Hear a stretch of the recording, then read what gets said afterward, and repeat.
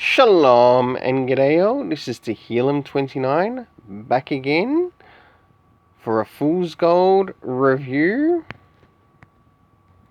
from Rainbow Press and Comics. And today we are going to be reviewing The Legion of Infantile Justice Warriors by Brian Michael Bendis.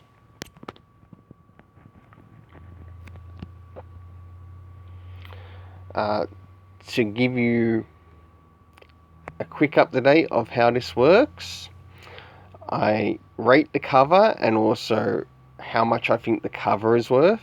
I rate the art and how much I think the art is worth. I rate the story, including the additional important things that help make the story stand out, from cast of characters, if they're easy to identify, any important comic references that need to be there, time, so we know when these events are being held, and also locations. And points can be lost if certain things aren't there. And of course we've got the total for artist and also for the writer.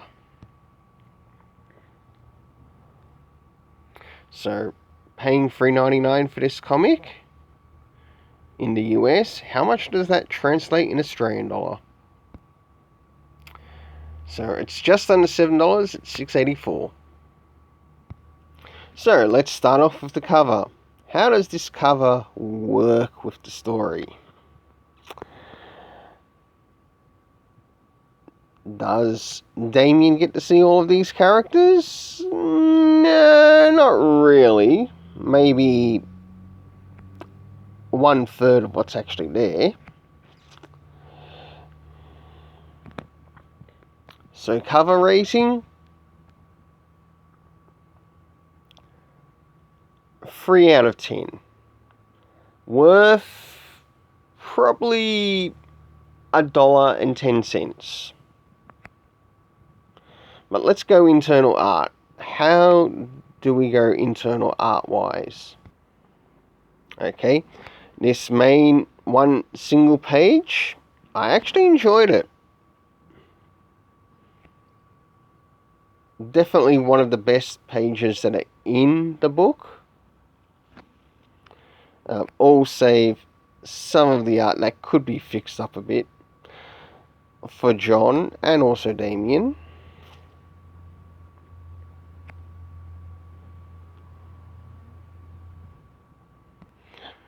This art as well wasn't too bad.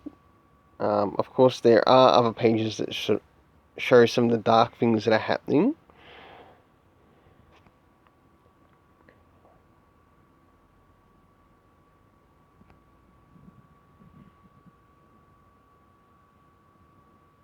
So, rating for internal art,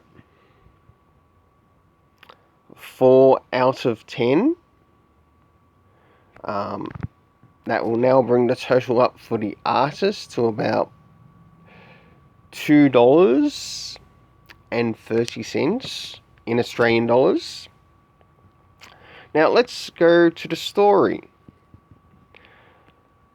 Was it easy to recognize the cast of characters?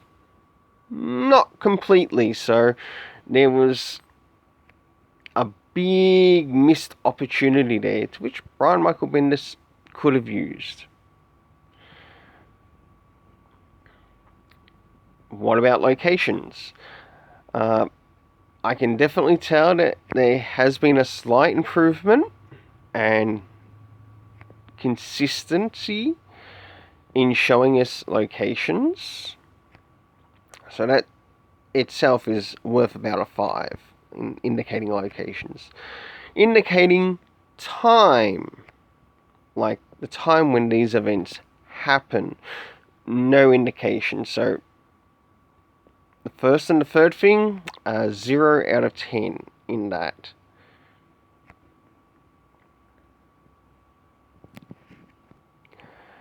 And comic references, zero comic references, so 0 out of 10 for that. And with the story sort of hinting that Damien being a baby Hitler, that's having a go at the Super Sons in a really bad way. I think someone's got a bit of a Nazi fetish called Brian Michael Bendis. We don't need this shit in comics. Now, if Damien was such a Nazi, how come he gets along well with his Jewish auntie by the name of Kate Kane, who is also called Batwoman in the Bat family? I'm sorry, that doesn't make him a Nazi.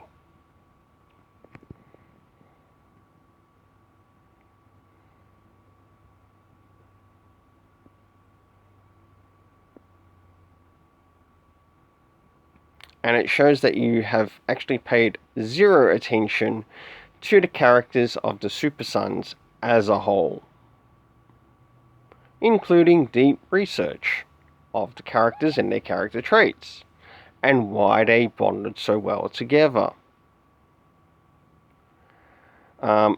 This is not the Legion of Superheroes. This is the Legion of Infantile Justice Warriors.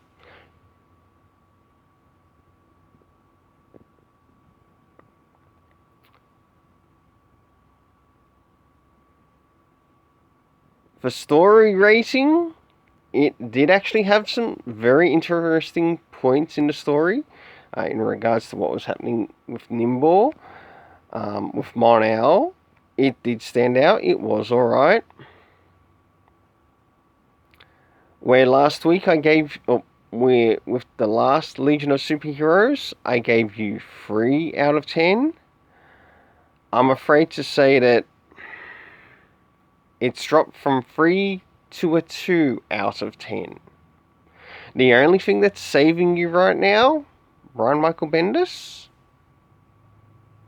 not dropping to the 1 in this, or a 0, is actually keeping the locations in there. But I would recommend, if you do enjoy Brian Michael Bendis, check out Comic Works channel. He really enjoys some of Brian Michael Bendis' stuff that he's writing. As for myself and what I enjoy of Brian Michael Bendis, I have actually come to enjoy his Jinx World, some of his Jinx World stories. The Powers run, go check that out. I would recommend that over this. United States versus Murder Inc., I would recommend that over this. And Cover, I would recommend that over this.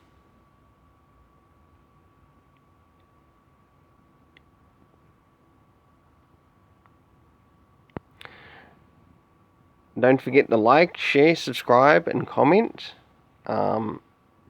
if you enjoy the material being shared here. And if you've got any requests as well, I'll do my best to fulfill them. If you've seen anything in my comic haul which I've shared, which you'd like me to maybe cover a review on, let me know. Because I've got no reviews planned for comics this week, just for the Fool's Gold. And I'm going to need to find some other Fool's Gold titles, not just for DC Comics. So if you think that there's something that's shown up in my pull list that might need a bit of the Fool's Gold treatment,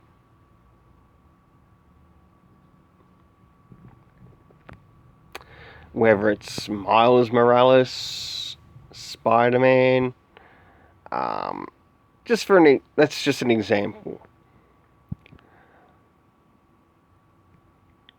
Until then, let's keep it colourful. And Brian Michael Bendis, I know you can do better than this. And abandon your Nazi fetishism. It ain't going to help in comics, because we've got a lot of comic book readers who have learnt deeply about the characteristics.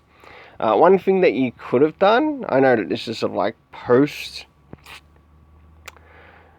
you could have used a comic reference, maybe even grabbed something from the Multiverse or the Multiversity by Grant Morrison, even in reference to the Dark Multiverse, or show a Dark Multiverse timeline to which Damien becomes what you make him out to be.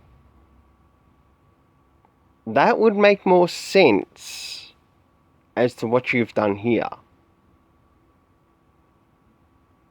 And it would make a better story.